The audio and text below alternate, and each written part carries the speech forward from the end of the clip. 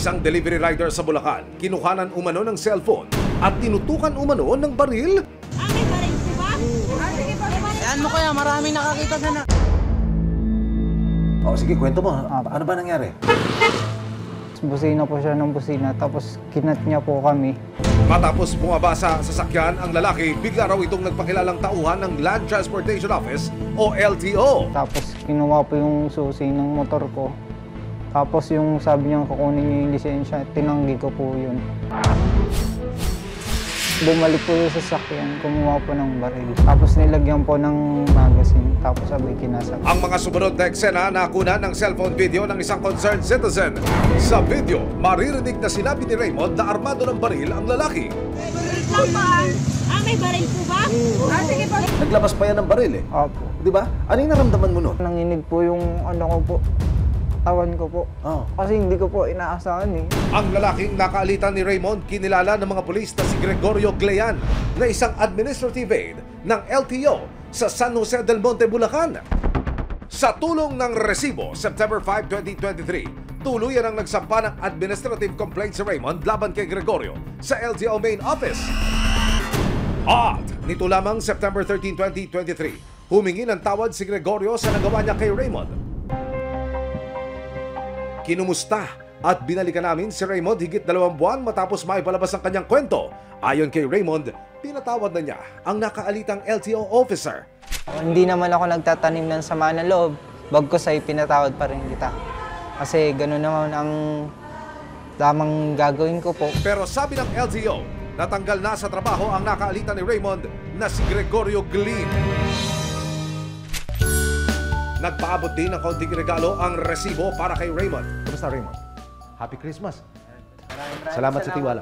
Salamat sa tiwala nyo sa amin para idulog mo yung sarili mo, yung problema mo dito sa amin. Thank you. Maraming pong salamat po sa inyo. Thank you. Hindi ko po alam kung paano po kung magpapasalamat po sa inyo. Tumulog naman si J. Rom Nepomuceno sa resibo para reklamo ang naranasang panloloko online. Paano nagsimula yung transaksyon nyo? Kwento mo sa akin. Palalabasin niyang bubuk na siya, yun na, kukunin niya ng information mo. Sinayaran ko na po eh, nung pag-alis na daw eh.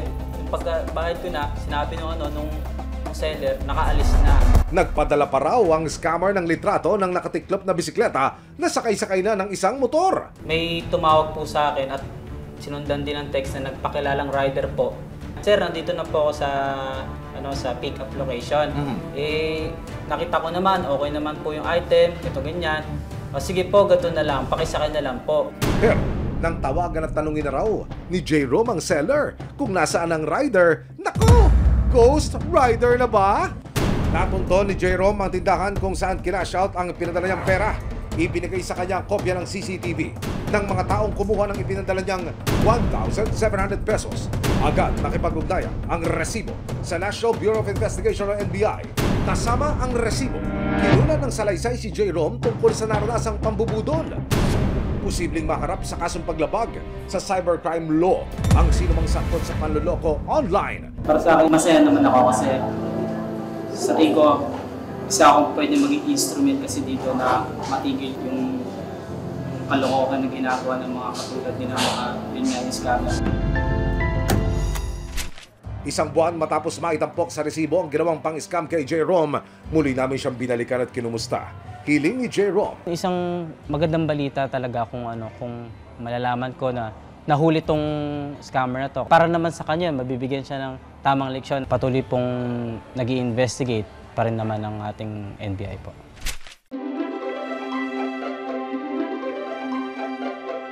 Kami sa resibo, 10 ng aking mga kasama ay naganda ng kahit papano handog para sa inyo. Maraming salamat po, sir. Wala pong anuman, kami ho ay ginamit lang ng instrumento ng mahal ni Diyos Ama. Siyempre, hindi ka mawawala ng ito. Maraming salamat po. Happy Christmas. Okay? Happy Christmas, brother. Nagpaabot din tayo ng isang foldable bike, helmet at biking gears para kay J. Rom. Maraming salamat po sa team ng resibo na tumulong po sa akin. At ako po'y lubos na masaya. Sobrang saya ko po talaga. May aksyon, ebidensya, resibo, walang lusot ang may atraso.